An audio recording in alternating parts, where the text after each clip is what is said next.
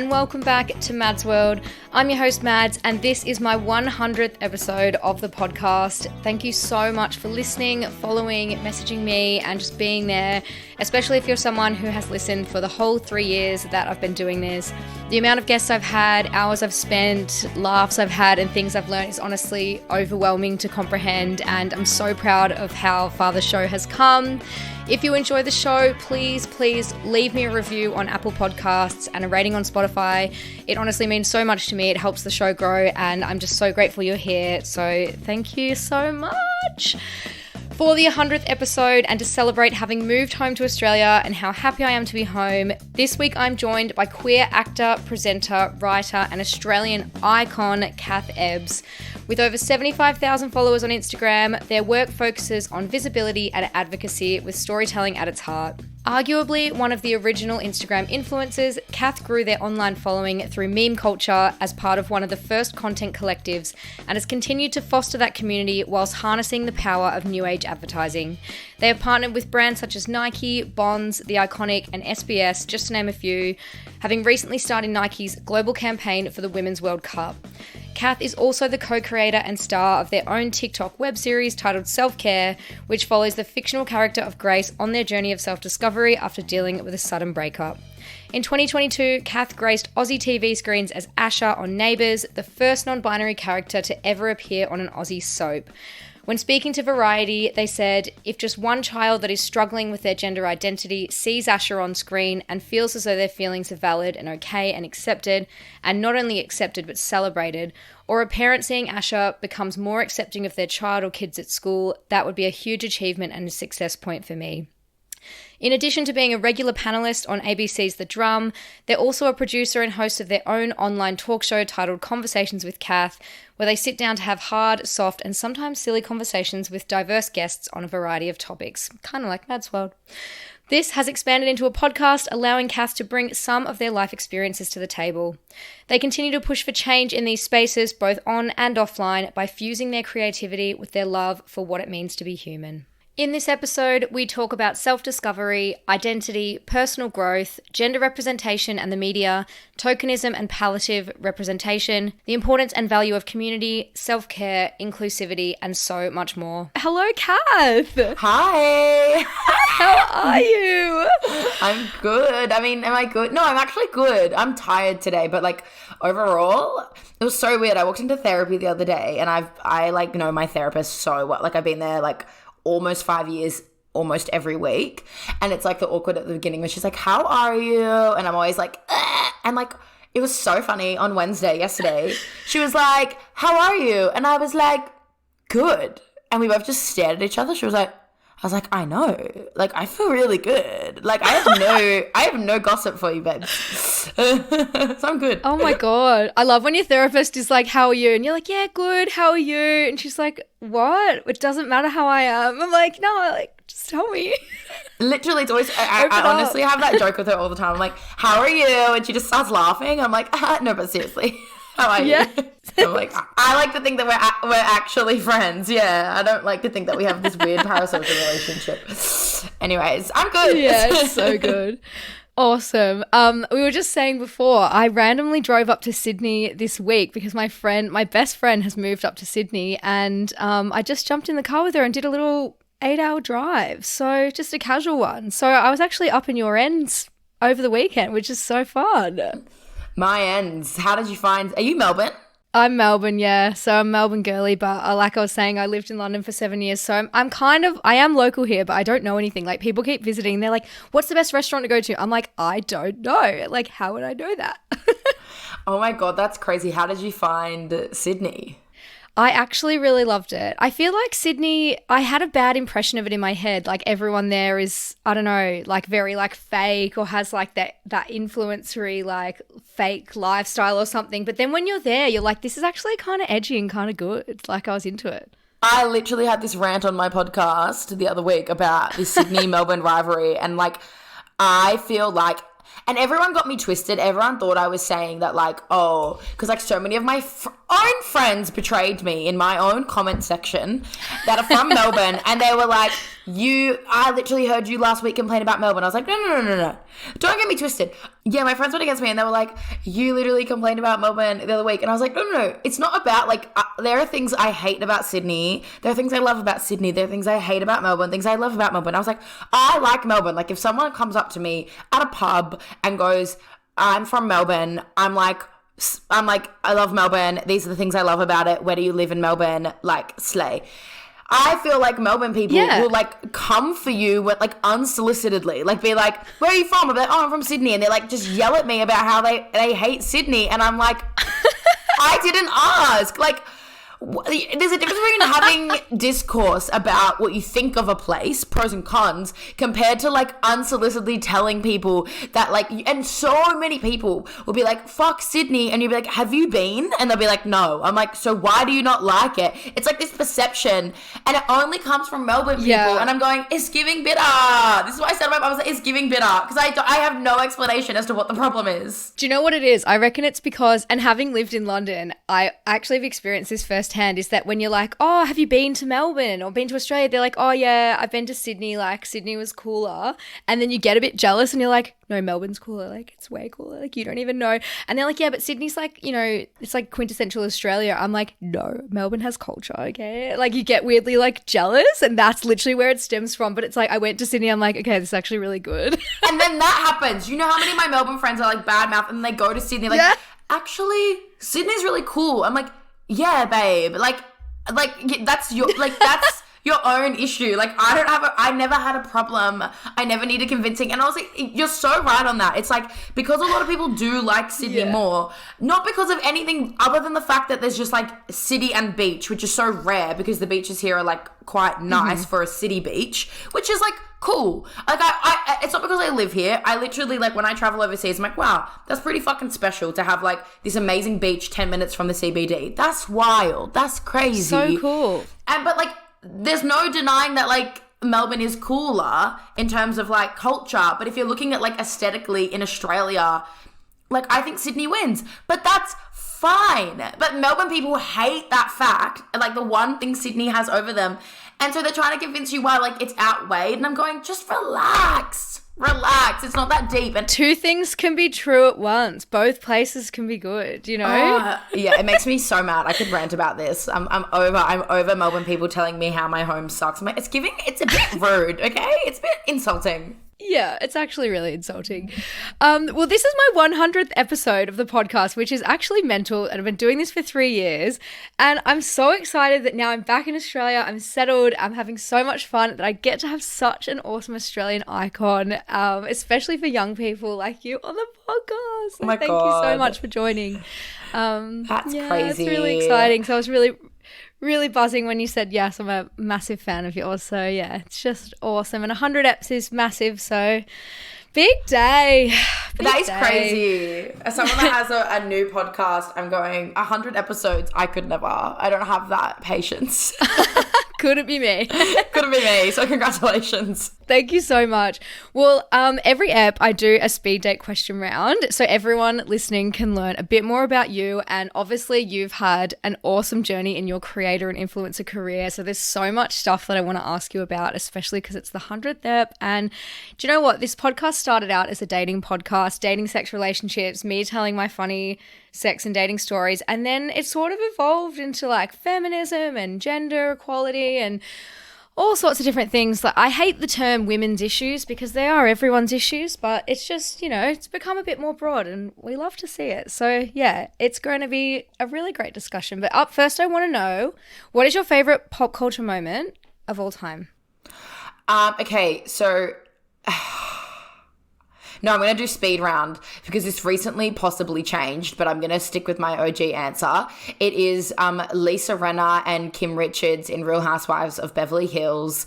I should have known the season number. I can't remember, but they're in Amsterdam and Lisa Rinna smashes a wine glass over a table because Kim Richards dared to talk about her husband. And it's honestly one of the most iconic reality TV scenes of all time, and it takes the cake for me. It's close up there now with the last episode of season 4 of Real Housewives of Salt Lake City, the whole episode, but we're going to stick with Beverly Hills. Amazing. I honestly love when those clips go viral and on TikTok and people just get so creative with it. Is this the one where they're having the dinner party and she's like, that's my opinion? No, so that's Real Housewives of Orange County. That's saying to Vicky Gunvalson had like this awful boyfriend who faked having cancer and got called out for it. So that was what that was. I know, that's another iconic Real House moment. But no, this is Real Housewives of Beverly Hills when Kim Richards, which is actually Paris Hilton's auntie, is she's a bit... Oh, yeah. Yeah, she struggled with addiction issues on the show, which is so... kind of problematic. But anyways, Lisa Renner, who is Harry Hanlon, is that how you say his name? Anyways, she got mad because Kim said, let's not talk about the rumors about your husband. And Lisa jumped up from the table and like smashed a wine glass on the table and said, don't you ever talk about my husband. I recommend everyone listening, if you don't know what I'm talking about, to Google it or get it on YouTube. It will change your life. It is so camp and so iconic. I love it so much. I honestly love a bit of reality TV. I feel like I don't watch as much as I would want to, but I see so much of it on social media. I'm really enjoying Love Island All-Stars in the UK at the moment, just the clips. Like, it's the most incest thing I've ever seen. They're all just getting with each other. I'm like, you've all dated and this is so weird, but I'm obsessed. Love Island UK is honestly some of the best TV ever, and that All Stars is really feeding me at the moment. Honestly, it's unhinged, and like just the whole like there's just so many love triangles, and I'm like, I know you're all here for more Instagram followers because you had your little like die down after your season and you need that endorphin hit again, but I'm like, I don't care. Just be weird to me. Like, keep being weird, Hans. Like, it's amazing. So good. So good. Next question is, tell me about a book, movie, or song that really impacted your life. So something that you read and it just sort of changed your outlook on everything and just something you always recommend. Okay, so I don't really read, because I'm a terrible reader. Like, I can't read to save my life. But I would say that any of Paul Simon's music, my favorite album of his is Graceland, and honestly, that album changed my life. But very recently, I revisited his album You're the One, and that is also changing my life. But any of his music, his lyrics, the way he songwrites, the way he storytells, the way he encapsulates a feeling or a moment is, I think he's one of the greatest songwriters in the world, and his music has always like deeply spoken to me. And I feel like whenever I feel any sort of like deep emotion, that's usually where I'll go, whether it be listening to his music or honestly reading his lyrics. It's like some of my favorite poetry too. So yeah, Paul Simon, I would say. And does it sort of transport you back to a particular time in your life, or is it something that you've like a person you've always admired? When did I first listened to the song You Can Call Me Al, which is my favorite song of all time, when I was like 16. Such a good song. Such a good song. And I don't know why it spoke to me, but it did. That was like my entry level in. And then, yeah, I can't remember a distinct moment, but I just became like obsessed with his music. Like, and it's kind of been a through line for the past like 8 years or something. Even at the moment, I'm going through a breakup, and his album You're the One has literally been him and George Michael as well, to be honest. Like, George Michael I have the same sort of affiliation with, in a different way, but in the same sort of way that like I will always revisit their music, and certain songs or certain albums like remind me of like a time of like grief. I find it so interesting that like there are certain artists that you can revisit in your life when you've gotten older or you have a different perspective on things or you've learnt new stuff, and it's like a song will take on a whole different meaning for you. I feel that way about The Suburbs by Arcade Fire, because I like loved that song and that album in my teen years, and then I feel like it's something that I listen to every time I do go through a breakup. And even though every relationship I've had's been so different and I've, gotten older, like that song, it always like has this same feeling of nostalgia and like knowing that I'm going to be okay because my first heartbreak was so bad. And then when I listen to it, I'm like, okay, I got through that one so it's like a feeling of comfort that I can do it again. It's just so interesting. Yeah, I agree with that. I also agree with when you my first ever big heartbreak was so atrocious, and it's so interesting. You don't actually realize the amount of groundwork you do when you have like a fucked breakup, because then you have another one and you're like prepared to like experience the same thing, and you're like, oh, I can deal with this. This is okay. Yeah, you're like, I can do it. But at the same time, you're like, oh God, I know how bad this is going to be. So it's like, I know what I'm in for, but at least I've done it before and I survived, so I can get through it. Yeah, for real. And my next question is, what would you tell your younger self? And I feel like as someone who's done so much self-discovery, and you do a lot of work and advocacy online for, you know, self-love and just really interesting conversation about identity. So I think I'm really interested to hear your answer for this one. If you could have a convo with your younger self, what would you say? It's so interesting. Whenever I hear this question, I think less about something I would say and rather just this idea of like being with. Obviously there's so many like cliche things that I would want to say is like, you know, you get through this or this gets better. But I think I've always kind of known that. Like I've always had a deep belief that like if you just sit with, things will evolve and get better. And I have a really deep level of like faith, and I've had that since I was like a kid. So I don't think I would bother saying that, because I think that my younger self would turn around to me and go, yeah, bitch, I know. Okay. Like, you're not telling me something wise. And I'd be like, sorry, queen. I'd probably just give them a hug, honestly. Just give them a hug and like be with them. And, yeah, it's interesting. I'd probably want to hang out with my younger self. I think I mean, depending on what age, honestly. But if I go back to like younger me, like definitely like a deep level of being with as an adult self and being like, yeah, you know, like you're not stuck in this. Like you will be able to forge your own life, and being there for that little person that felt super alone and like they didn't have anyone.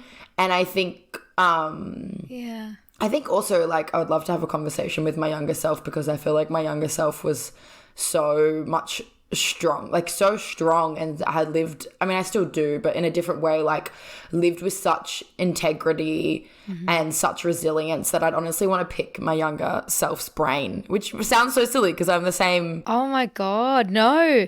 It's so interesting. And I feel like lately as well, I've read so much about like the inner child and like keeping that sense of silliness as you get older. And that's something that like I've always been such a silly person, and like, you know, climb up the stairs on your hands and like just being like, just having fun, and like having a fun relationship is so important to me, and like making sure that your inner child feels happy and fulfilled. It's like, have I laughed enough today? Like, have I felt creative today? Like, have I done all of those things? I think that is a really important point. And something else you said there that was really interesting is that you'd want to ask your younger self's advice, because I don't think anyone's ever said that, but I definitely agree on the point that I've always thought, like, as you get older, everyone talks about this confidence that you're just meant to get when you turn 30. And like, I turned 30 this year, and I turned 30 last year, and last year was such a hard time in my life. Like, I moved home from London and I had a bit of a mental breakdown, and I was super depressed in the start of the year and stuff. And I was like, where is this confidence that everyone's talking about? Like, I'm not confident. I actually feel like really deep shame about loads of shit. Like, when does this all come? And it's like the idea that, like, I think that that's such a thing that so many people who turn 30 say, and it's like everyone's journey is so different, and everyone's journey with self-esteem and confidence and everything is so different too. So yeah, I'd love to ask my 19-year-old self, like, how do you just let water run off your back if like people are being mean to you, or if like someone's rude to you or something? Because right now I'm like, if someone's rude to me, I'm like, I will cry. Like, don't be rude to me. That's literally me. I find that although like I definitely feel more like adult and like more, I don't know, like I guess on top of my stuff in a weird way, I also do look back at myself, especially when I was like 17 to like 19, and I just like didn't give a fuck. I didn't give a fuck about shit. Yes. And like now I think I still give that persona, but I deeply care in a way that's not, it doesn't feel aligned to me. Like, it's like on the outside, like if someone says something mean or something bad happens with work, I'm literally looking at myself going, babe, like, relax. Who gives a fuck? You'll be fine. Also, you have so much privilege. Like, you can deal, dude. Like, even if this all goes away, like, you'll be fine. Honestly. But I'm so panicked and my body's worked into, like, such a state that I don't even know how to, like, calm myself down from. And I'm like, I was not like this. Like, is this just me getting older where, like, capitalism really grabs you by the balls and all of a sudden you're like, I need everyone to like me. I need everyone to, like, not hate me. I need to be successful with work. I need to, like, never feel rejection. If I don't get a job, it means my life is over and I'm worthless and I'll never make anything of myself. Like, I'm like, when did this switch happen? Honestly. Like... I know, it's so weird. And it's like, I just remember thinking, like, in school, I was so self-righteous and, like, probably not always in the best way, but, like, if someone challenged me on something, I would always stand up for myself. Or if, like, someone bitched about me, I'd be like, nah, no way, like, I'm right, or, like, that person's a bitch or whatever. But now I'm like, if anyone challenges me ever, I'm like, oh God, what have I done wrong here? Like, I must put myself in their shoes. Like, this is so bad for me. But it's like, the ability to back yourself when you're a kid and you're a bit more just like, yeah, fuck you. It's just like such a strong thing. Whereas now I'm like, oh my God, it must have been me that fucked it up, because how can anyone else fuck it up, you know? Literally, like, I feel that so heavily. I even think I'm going through this breakup at the moment. That's been a lot of the work for me, is like backing myself more. Like, I even remember towards the end, like, my sister, I would like text her opinions on things and she'd be like, dude, like, honestly, your work is just to back yourself, because, like, you're really good at taking accountability and saying sorry, and I think you do too much of it. I think you actually just need to be like, actually, no. Nah, I'm not budging on this one. Like, saying sorry less. Yeah, that's something else as well. Like, I'm so apologetic for things now, whereas before I would just literally move through the world and be like, I don't care. And it's like, I wish I could bring some of that into my life now. So yeah, that's a real, no one's ever said that before, that they'd want advice from the younger self. So I love that. Yeah. My next question is, and this is really exciting because I've got a really good story for this question too, but what is the weirdest DM you've ever received? And I love asking people with heaps of followers this, because there's just so much unhinged shit out there. It's just always so good. So when I read this question, I was like, surely I would have, like, a juicy story, because, like, I've been on the internet for way too long. Like, I'm fucking old. I'm a veteran at this point. I've been doing influencer bullshit for, like, 9 years or something. Actually insane. And I was like, surely I would have, like, a crazy story or a few. And I couldn't think of anything too crazy, which also makes me think, like, my online community are a bunch of fucking angels. Because I'm like, no one is crazy. Like, no one's crazy on there. Like, obviously I get trolled sometimes. Like, someone will, like, you know, like, a lot of, like, homophobic slurs, a lot of, like, gender stuff. Like, I get a lot of that. Like, a lot of just, like, men being like, you're fucking disgusting. Like, there's crazy trolls, but, like, that's boring. Like, that's, to me, like, that's predictable. Like, trolls, I'm like, that is so predictable. Like, what's a crazy story? And, like, the only thing I could think that was, like, not crazy, but, like, I guess maybe people wouldn't know or, like, would think was weird is, like, I've dated a lot of people that have sent me DMs.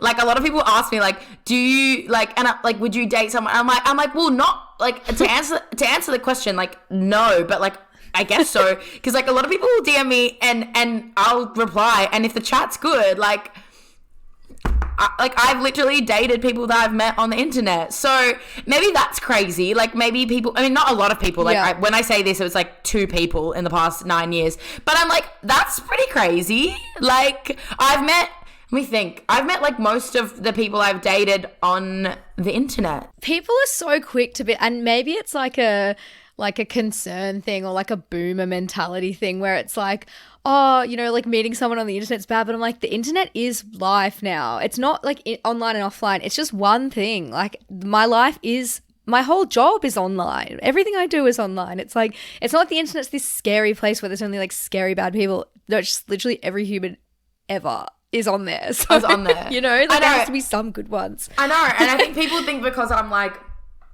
have a little bit of a following that I'm not a human being. And I'm going, you know, I'm a human being. Like, if you're cute and you have good banter, I will reply.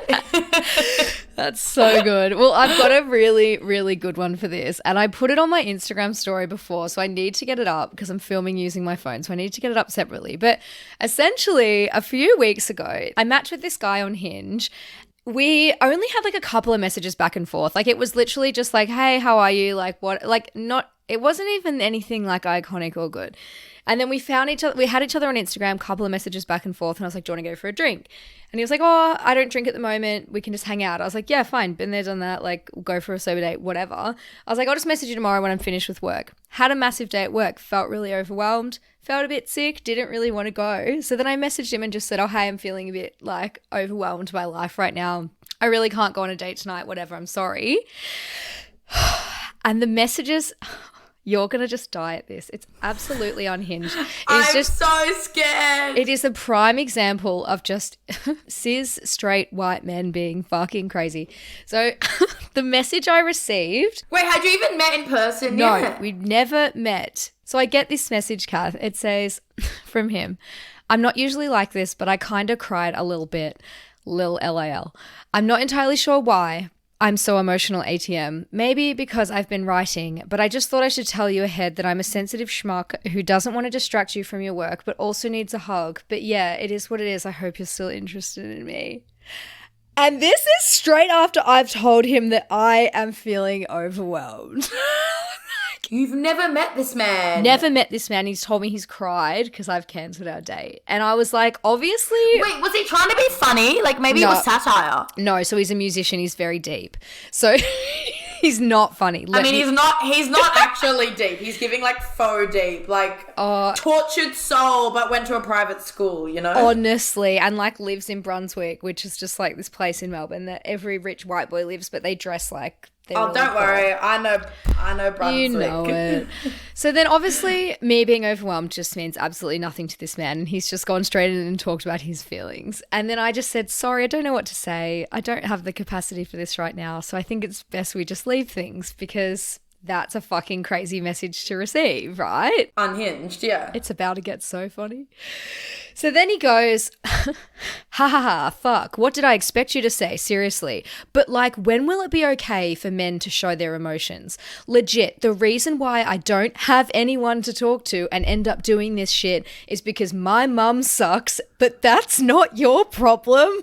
I didn't reply, obviously. Are we sure he's not doing a bit? This is wild. No, it gets more fucked. Then he goes, just remember, when you decide to show interest in a guy, that he likely has received the same emotional neglect from society as the rest of us. I haven't taken interest in a woman for months, so it just sucks even more. But yet again, not your problem, I guess. And please don't misread this as me having a go. This is just how I communicate honestly with people. But yeah, do whatever you want, because the last thing I want is to make your life more complicated. And I didn't reply. He needs a therapist. Bro, I know. I actually can't believe the level that this gets to. We've never met. And then he goes, to be fair, if you heard the fucking song I had to work on tonight, you would cry way more than me. Sorry for overwhelming you with all of that. And then I literally was like, because I was just reading it and I was at my friend's house. We were watching a movie. I was like, I'm just going to let this guy go, like go on his own, do his thing. It gets so funny. It gets so much more funny. I said to him, this is insane. We barely know each other and I've told you I'm overwhelmed right now. I have my own stuff to deal with. Please stop messaging me. I actually genuinely am like, I think this man's not okay. Like, I'm actually having a moment of like concern. Like, there's no way he's okay. Like, that it actually must be like in a state. Like, I know. That's like, I would be worried. I'd be like, okay, who's gonna welfare check? Like, I'm not even being funny. I'm being like, wait. I know. What? I know. But I'm like, if I'd met him and I knew him and I like wasn't absolutely terrified fine. If that was a friend, I'm a random girl. Then he goes, I'm sorry, I'm high, and should have written that in my diary, which I am now doing. There we go. Bye. Okay, he was high. Okay, that makes sense. But it gets worse. He then sends me a Dropbox link to a song he has written about the situation and edited that night. So this is at 2 a.m. when I'm asleep. He says, forgive the corniness and the rough draft, but this is the song, and ironically it's all about this situation, hence my fragility this evening. But yeah, enjoy it as a parting gift, I guess. Listen to the song. It's kind of a banger. You're going, it's actually a good song. I know. And then I didn't reply again. And then a week later, he sends me another Dropbox link and he goes, fuck it, you're so beautiful. Here's the finished version. Sends me the final file. You need to make it your intro music on the podcast. Oh my God, I actually should have played the song. Do you know what? Maybe this was his plan all along to just get his song played on the pod so that like people start listening to it. Maybe he's an entrepreneurial king, a branding exercise. So the final message, which I didn't block him before this, and I probably should have. He says, please help me understand how a woman claiming to need a break from so much that says she's not interested in me, who has described reaching out as insane, still manages to view all of my stories. Talk about mixed messages, Mads. I'm like, I am tapping through those stories so fast. The only story I look at is mine, okay? Does he think he can send messages like that and you're not going to stalk him? Because immediately I'm going, I want to stalk this man. Honestly, I will tell you his name after the podcast so you can stalk. The annoying thing is, I told my friend this and she's like, I showed him to her and she's like, oh, he's actually really hot. I'm like, don't say that. The man is unhinged. We don't allow this behavior. Looks mean nothing in this economy. Honestly. So, yeah, that was my weird DM story. And at this point, I just had to block because I was actually low-key scared. So if you're out there listening, I wonder if you listen to the pod. If you are, you're blocked. So please don't get in touch again, just in case that wasn't clear. And if you are listening, like, please find a therapist genuinely. It'll make your life so much better. Or maybe, like, join a hobby group or something. Like, get some friends. Like, not in a rude way. Like, in a genuine, like, a genuinely concerned, love you king way. Time to get a hobby. Entrepreneurial king. Yeah, or you're so smart and I admire you. Yeah, he's actually done really well here. And the song is low-key banger, so... You know what? He got what he wanted. Yeah. And my final question for this round is, what is your funniest date story? Or your best date story? Or your most unhinged? It's just a little story time. You can make of it what you will. Recently, I actually have two... So, I don't really date. And then I was... I went to Melbourne... like this time last week and accidentally went on 2 dates. Accidentally? Which is like not like me. And no, they were I swear to you, babe, they were literally an accident. Like the last one I went on, I just like I met this person in the day and like clicked. We all went to the pub after. We went to the pool, went to the pub after. And then it was like by the end of the night, it was just us two. And it was like 1 o'clock in the morning. We're still sitting there chatting. And we both were kind of like, did we just like accidentally like go on a date? Oh. We're like, yeah. And I was like, so like, that. do we kiss? Yeah. And we're like, yeah. We're like, okay, great. It looks like we're making out. Amazing. And that was really cute and really fun. Yeah. The date before that, which I don't even know if you would call it a date, but again, met up with like a friend I used to like flirt with. And like, I used to actually like, we kind of like, we always laugh about like, I don't know what, we were in a situationship like a year and a bit ago, but now we're like friends. Yeah. And we went to catch up and it turned into us all having a threesome, which is crazy. It was my first threesome on a Wednesday night after the pub. Love it. Like, crazy. So that was a crazy date story. And this was I don't have many crazy date stories. This was in Melbourne. Love it. Today's my week threesome anniversary, so congratulations to me. Happy anniversary. That's so nice. Thank you. So I've got so many different things I want to speak to you about, and I feel like when we were chatting about a good discussion to have on the podcast, there's just so many different themes that I'm really buzzing to get your thoughts on. So first up, I'd love to know how your own journey of self-discovery has shaped your understanding of personal growth. Yeah, I mean, again, like what I was saying before is like, I think discovering myself, like I ended up like had an online presence accidentally when I was like just turned 18, and like I didn't know anything about anything. It's such an interesting thing. I feel like when you're younger, I think I was such a like know-it-all. Like in my head I was like 19 and I was like, wow, I really bypassed my 20s. I'm so mature, I'm so wise. And now I'm like Babe, you did not know anything. And I think too, being like closeted and like just, it's crazy. Like people that have followed me from the beginning and like come and like I'll meet them. I'm actually like, that is truly wild to me. Like you have literally watched me like grow up and like, and I'm only 26. Like I'm still in my 20s going like, what do I want to be when I grow up? Like, who am I? And I've dealt with so much in my personal life, and that has spilt on into my online presence because I'm like the definition of an oversharer. And like that has been really interesting. I think too, like coming out, like I kind of knew I was queer very, very young, but I had a lot of internalized homophobia. I also think being online made it more of this scary thing because I was like, what does that mean for, because also like it's crazy how quickly the industry and even the world in a way has changed. Like the online space or just the media landscape in general when I started on social media was not what it is today. It wasn't like express yourself and be who you are, queen. It was still very much like conservative in a way. And so it wasn't like I was like, felt like I was going to be celebrated for who I was. I was like, oh no, now I've ended up in this job in the media. So like, no way am I going to come out now. Yeah, and you sort of became a public figure as well, like while all of that change was happening and people needed like icons or even figureheads to attach to certain labels. So it's like people are wanting more visibility of non-binary people in the media. So it's like, oh, who's the biggest non-binary person that is on social media now that we can insert into this so that we're ticking certain boxes and stuff. So I guess that must be really challenging too to navigate. It's like,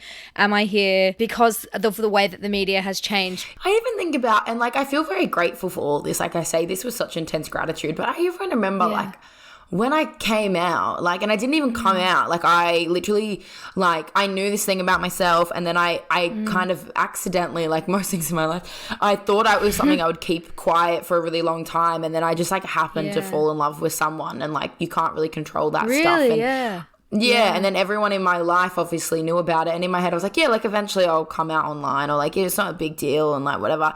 But I even think about like my coming out journey online was like through a brand deal. Like I was like part of like a and like that wasn't on purpose. Like I got asked because like the person knew that I was, but it was like, do you want to do it? Anyways, very grateful for the opportunity. But I even think about that and I'm like, that's crazy. Like I came out like on the internet because of like people don't usually experience that. And then I became like the poster child for like lesbianism, and I was like, guys, I don't know shit about shit. Like I had to like do all this quick work in community, and I'm sure community were looking at me and going, who the fuck is this person being our spokesperson? And I'm like, guys, I didn't plan, I didn't mean to be. I'm just like accident out here doing me, and now I've become the like poster child for this thing, and like I don't mind. I'm not like mad about it, but I'm not like not mad about it because I'm like, I'm like a human being that is also on my own journey and learning all these things and will fuck up and has fucked up, and I'm going to be held to a standard that like I never asked for because I just happen to live, like I just happen to be a public figure super fucking young. Like it's so weird, and it's helped me. Like it's helped like the online landscape, and like even the change in the industry has helped me accept myself for who I am, and like be celebrated and also heal a lot of like the trauma within that, because I get to like in a way like be visibility to like other people and like use my privilege to like help or whatever. And I feel very grateful for that, and it's been like the massive positive side. But yeah, there's also been this weird thing of like discovering oneself in an arena, and like even like when you're in your young 20s, you try lots of different things. Like you're like, maybe I want to do this, maybe I want to do that, maybe I want to be this. And I was doing all of that online, which is fine. It just means I've had like a million different like moments and like different brands and different eras or whatever. But it is really interesting because I even remember like when I was like younger on the internet, I, you know, was discovering certain things about myself and sharing them, and now I look back and I'm like, oh, that feels so far away from who I am. Yeah, and if people hear like or see you, you know, share a certain viewpoint or, you know, provide your opinion on something, people feel like, I think every time I say something on social media, and then I go against it, even if it's years later, they're like, oh, I thought you didn't do this, or I thought you didn't drink, or I thought you weren't bi and then you were. And then it's just like, I'm allowed to just change. I'm allowed to do whatever I want. Like, just because I said something one time doesn't mean I like can't change my mind about stuff. And it's like, especially when we're talking about gender fluidity and sexuality, it's like, even if you have one experience one time and you decide that you're bi, or it doesn't mean that you can't, like, your whole life is just one long journey, and like you're just constantly growing and changing, and different things are coming at you all the time. It's not like, and also, the way that we use language to describe anything, it's just words and language we're using to communicate it. Like, that, it's just a word that is labeled, like, associated with a certain thing or a certain feeling. It doesn't actually mean anything. It's all about how you feel about stuff. Seriously.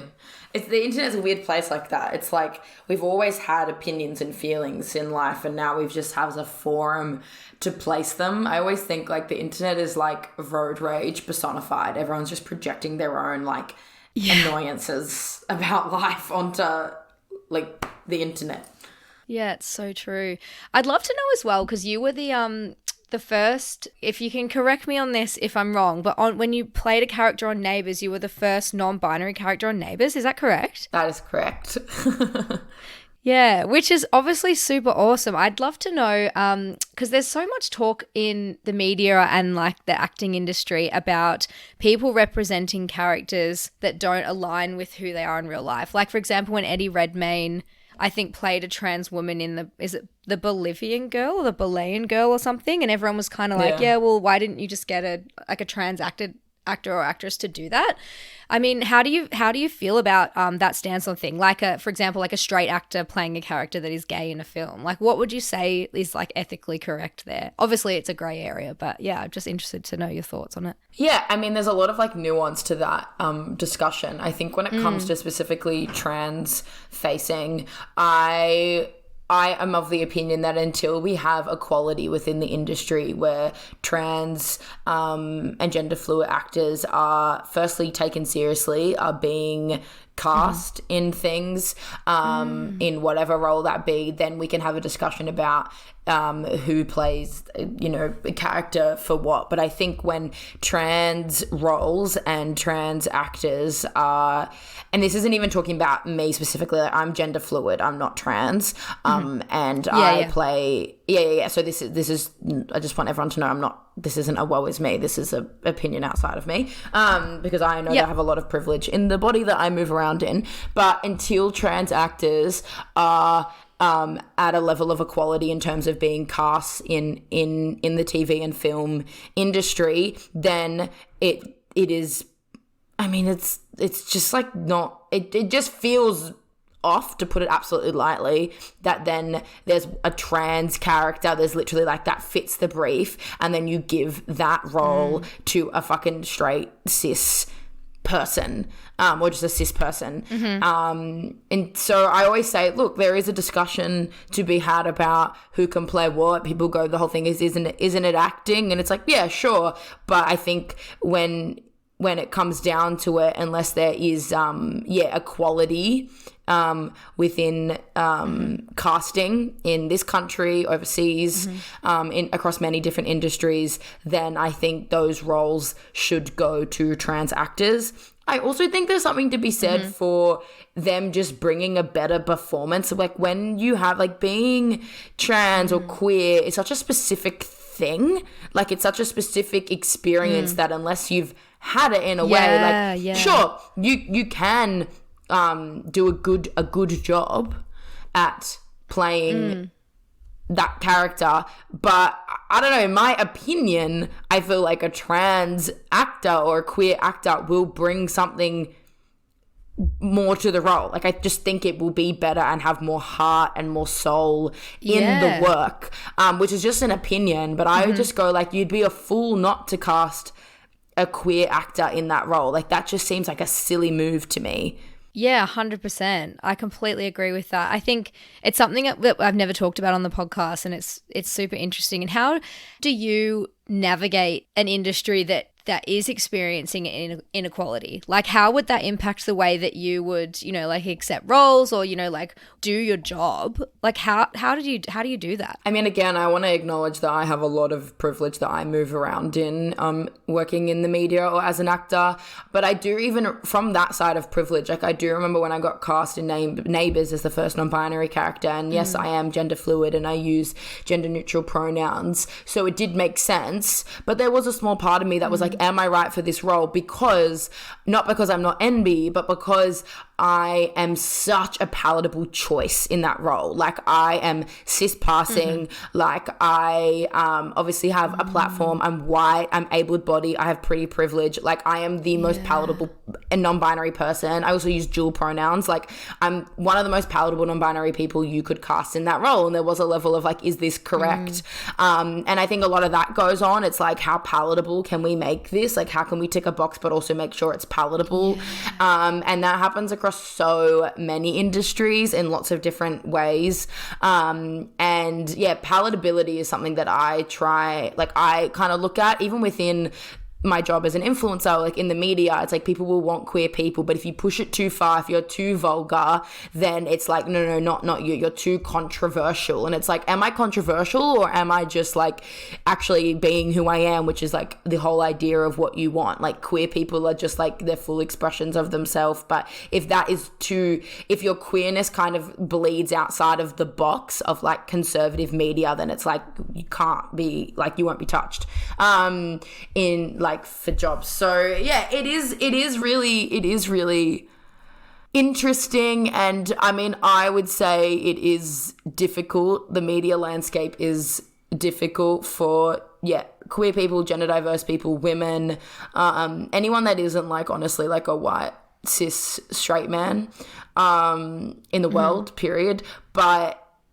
yeah, it is something that I definitely navigate, but I also acknowledge that like I am one of like someone who does have a lot of privilege in the way that I move around, because I'm very palatable, which is also why I think I get like, even we're in Pride at the moment, and like I will work during Pride because like, I mean, I'm not going to like completely diss myself. Like, obviously I have a lot to give, and like I've been in this landscape for a while, and like I have skills. But another part of me knows that, like, I'm the chosen lesbian because I'm a palatable lesbian. Like, you know? Yeah, that's really interesting. And it's interesting that when you say palatable, it's, like, palatable to the people that are controlling this wider media narrative, which is conservatives and men. And it's sort of like you use the word token in there as well, which I think is interesting. Or the poster child. It's sort of just like, here's something we prepared earlier, like something that is easy for you to digest as someone who's not exposed to the queer community as often. I think it's really interesting, and it's really frustrating. Yeah, for sure. And then obviously in saying all of this, you know, it can take, like, things like this can take a toll on your mental health, and self-care is quite a recurring theme on your socials. So I'd just love to know how you personally practice self-care and what self-care means to you and looks like to you. I actually had a reframe of this recently. I interviewed the wonderful Chris Cheers on my podcast. He's an amazing psychologist. If anyone here doesn't follow him, I really would recommend. He's queer man and just so insightful. And I'm pretty sure, I don't know if this was on or off mic, but I kind of posed to him this idea of like, self-care feels really like a weird way to describe it, but I don't know how else to describe it. And then he was like talking about how self-care, like its actual roots came from the like Black women rising up, and it was an act of like social justice, of activism, this idea of like self-care and like looking after each other and looking after yourself in order to like dismantle the system, and how it's gotten lost along the way. Like a lot of things, it becomes like gentrified and almost like whiteified, and then becomes individualistic and more under the guise of capitalism rather than actually what its roots is, which is more so to do with the collective. So he describes it as us care instead of self-care. And that's something that I really liked, because something that kind of keeps me alive and happy and strong to be able to do the work I do and look after the people around me and look after my community is looking after myself. But the way I do that is through the being aware of like collective consciousness and also staying connected. And sometimes that is doing something individualized for myself, like exercising, journaling. But the reason why I do those things is so I can show up to the world as the best version of myself in order to help the collective. It's not about making my life better. It's about making my life better so others' lives are better. And when I reframed that, it's helped me so much, even within like making sure I stay consistent with activities that make me feel good, because it's no longer purely about me. It's about me in terms of being part of like the wider world. And I think too, like community and connection is essentially, in my opinion, like it's the thing that keeps us here. It's the thing that makes life what it is. Otherwise we wouldn't be just, otherwise you're just like any other animal on the planet. Like, even though they have their, whatever, I'm not going to get into the science of connection, but I think connection is the golden nugget. And I've really found recently how much I rely and how much joy and happiness and strength, honestly, like strength in myself I get from really being conscious of looking after the community of people around me and in the world. So that was a long-winded way of saying that self-care is something that is important to me, but it's definitely something that I've reframed and dived into, because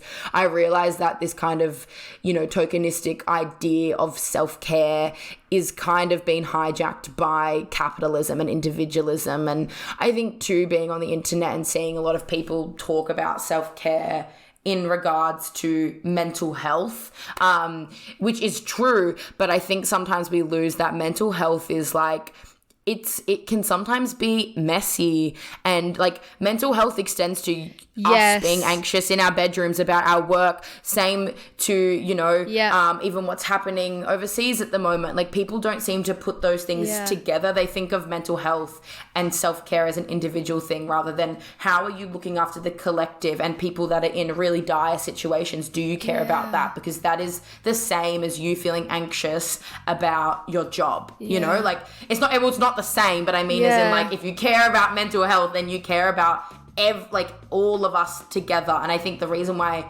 mental health is so fractured in today's society is because we've split off from everyone else instead of actually tapping into what I believe is like humans are built for. I believe we're all interconnected. We're all super empathetic and pick up on each other's stuff, but we're not kind of fostering that space and looking out for each other. Instead, we're kind of against each other. And I think that's why we're all hurting so much in the world. Well, it's been so amazing having you on the podcast, and thank you so much for joining me for my 100th episode. I wish we could carry on, but it's just been brilliant. Thank you so much, and I'm just really proud of everything you're achieving and all the awesome work you're doing. You're just a rock star, so thank you so much.